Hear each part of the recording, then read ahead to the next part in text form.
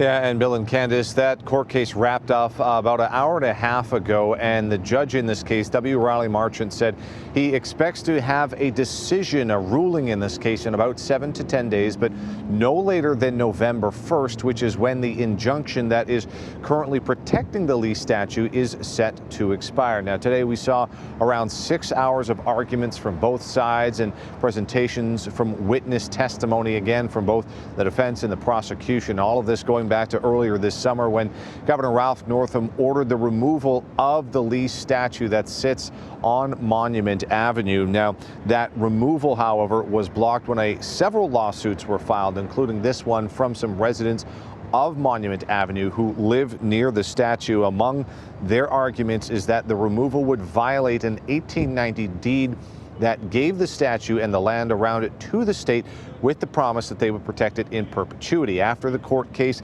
the plaintiff's attorney said that he feels confident that the judge will make the right decision in this case.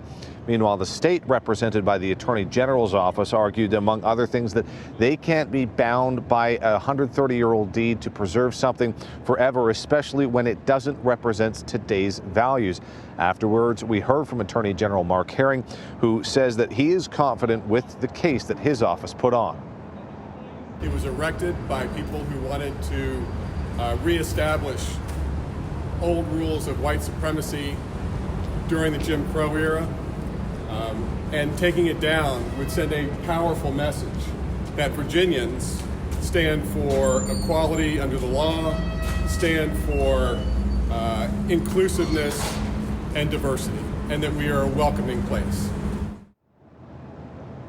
And again, Judge Marchant saying that he should have a decision in 7 to 10 days. Working for you in Richmond, Cameron Thompson, CBS 6 News.